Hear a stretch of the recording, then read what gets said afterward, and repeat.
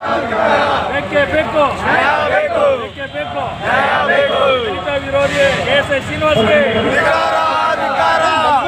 ಶ್ರೀನಿವಾಸ್ಗೆ ಬೇಕೇ ಬೇಕು ಹಾಗೂ ಎಸ್ ಶ್ರೀನಿವಾಸ್ಗೆ ಶ್ರೀನಿವಾಸ್ಗೆ ಕಿತ್ತು ತಪ್ಪಿಸಿರುವ ಶ್ರೀನಿವಾಸ್ಗೆ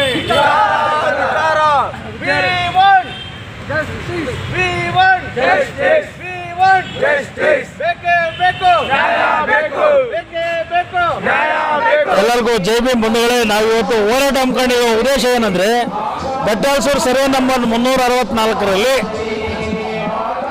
4 ಎಕರೆ 9 ಗುಂಟೆ ಜಾಗ ಸರ್ಕಾರದಿಂದ ನಮ್ಮ ಒಂದು ದಲಿತರಿಗೆ ಗ್ರಾಂಟ್ ಆಗಿರ್ತದೆ.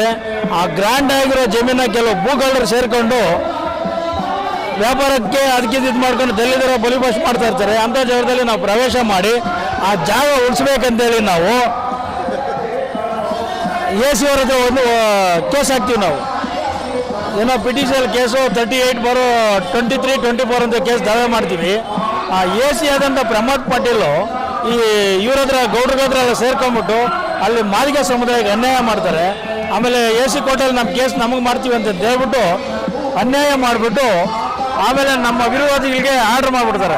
ಆ ಹಿಂದೆ ನಾವು ಒಂದೆರಡು ಹೋರಾಟ ಮಾಡಿದ್ವಿ. ಆ ಹೋರಾಟಕ್ಕೆ ಹಮ್ಮಿಕೊಂಡು ಈಗ AC ಪ್ರಮೋದ್ ಪಾಟೀಲ್ರನ್ನ ವರ್ಗಾವಣೆ ಮಾಡಿದ್ದಾರೆ. ವರ್ಗಾವಣೆ ಮಾಡಿದ್ರೆ ಆಗಲ್ಲ, ಅವ್ನ ಮೇಲೆ ಕ್ರಿಮಿನಲ್ ಕೇಸ್ ಹಾಕಬೇಕು. ಆಮೇಲೆ ಜೊತೆಗೆ ಒಬ್ಬ ಪ್ರೇಮಲತಾ ಅಂತ ಒಬ್ಬ ಕೇಸ್ ವರ್ಕರ್ ಇದ್ದಾಳೆ. ಆಮೇಲೆ ಆಯಮ್ಮನ ಮೇಲೆ ತನಿಖೆ ಆಗಬೇಕು, ಅವ್ರನ್ನೂ ಸಸ್ಪೆಂಡ್ ಮಾಡಿಸ್ಬೇಕು. ಆಮೇಲೆ ನಂತರ ಬಂದ್ಬಿಟ್ಟು ಇನ್ನೂ ಕೆಲವು ಅಧಿಕಾರಿಗಳಿದ್ದಾರೆ. ಆ ಅಧಿಕಾರಿಗಳ ಬಗ್ಗೆ ಶಿಸ್ತು ಕಾನೂನು ಕ್ರಮ ಜರುಗಿಸಬೇಕು, ವ್ಯವಸ್ಥಿತ ಕೆಲಸಗಳಾಗಬೇಕು.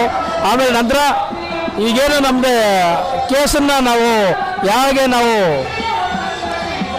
ಗೌಡರು ಮಾಡಿಬಿಟ್ರು ಅದರ ವಿರುದ್ಧವಾಗಿ ನಾವು ಜಿಲ್ಲಾಧಿಕಾರಿಗಳ ಹತ್ರ ಹೋದಾಗ ಜಿಲ್ಲಾಧಿಕಾರಿಗಳು ನಮ್ಮ ಪರವಾಗಿ ನ್ಯಾಯ ಕೊಟ್ಟು ನಮಗೆ ಸ್ಟೇ ಆರ್ಡರ್ ಕೊಟ್ಟಿದ್ದಾರೆ. ಸ್ಟೇ ಆರ್ಡರ್ ಕೊಟ್ಟು ನಮ್ಗೆ ನ್ಯಾಯ ಕೊಡ್ತಾರೆ. ಆ ಒಂದು ವಿಚಾರದಲ್ಲಿ ನಮಗೇನು ಬೇಸರ ಏನಿಲ್ಲ ನಮಗೆ. ಯಾಕಂದರೆ ಇವನು ಪ್ರಮೋದ್ ಪಾಟೀಲ್ AC ಇದ್ನಲ್ಲ, ಈಗ ಬೇರೆ ಕಡೆ ಎಲ್ಲ ವರ್ಗಾವಣೆ ಮಾಡಿ ಡ್ಯೂಟಿನೂ ಕೊಟ್ಬಿಟ್ಟಾರೆ. ಯಾವುದೇ ಕಾರಣಕ್ಕೂ ಪ್ರಮೋದ್ ಪಾಟೀಲ್ ಇರೋರಿಗೆ ಡ್ಯೂಟಿ ಕೊಡಬಾರ್ದು. ಅವನು ಸಸ್ಪೆಂಡ್ ಆಗಬೇಕು, ಅವನ ಮೇಲೆ ತನಿಖೆ ಆಗಬೇಕು. ಅವನ ಮೇಲೆ ಪರಿಶಿಷ್ಟ ಜಾತಿ ಮತ್ತು ಪರಿಶಿಷ್ಟ ಪಂಗಡ ದೌರ್ಜನ್ಯ ಅಡಿಯಲ್ಲಿ ಪಿಟಿಷನ್ ಕಾಯ್ದೆ ಜಾರಿ ಆಗಬೇಕು ಅವನ ಮೇಲೆ. ಈ ಒಂದು ವಿಚಾರಕ್ಕೆ ನಾವು ಹೋರಾಟನ ಹಮ್ಮಿಕೊಂಡಿದ್ವಿ. ಈ ಹೋರಾಟ ಇವತ್ತು ನಾವು ಇನ್ನೂ ಬಹಳ ಜೋರಾಗಿ ಮಾಡಬೇಕಾಯ್ತು ಹೋರಾಟ. ಇವತ್ತು ಪೊಲೀಸ್ ಅಧಿಕಾರಿಗಳು ಇವತ್ತು ಸಣ್ಣ ಪ್ರಮಾಣದಲ್ಲಿ ಹೋರಾಟ ಮಾಡಿದ್ದಾರೆ. ಇವತ್ತು ಈ ಒಳ ಮೀಸಲಾತಿ ವಿಚಾರದಲ್ಲಿ ಮತ್ತು ಒಲೆಯರು ಮಾದಿಗರು ಇಬ್ಬರು ಹೋರಾಟ ಮಾಡ್ತಾ ಇದ್ದಾರೆ.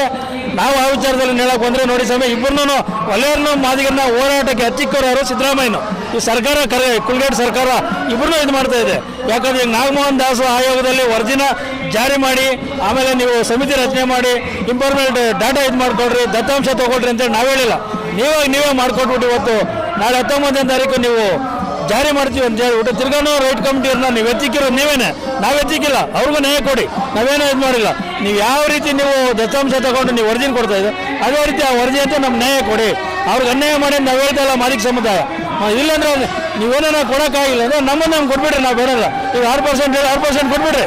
ಆಮೇಲೆ ನಮ್ಮ ಜನಸಂಖ್ಯೆ ಆಧಾರದ ಮೇಲೆ ಏನು ಬರ್ತದೋ ಆ ನಂತರ ಆಮೇಲೆ ನಮ್ಗೆ ಏನು ಕೊಡಬೇಕು ನಾವು ಕೋರ್ಟ್ ಕೊಡ್ತೀವಿ.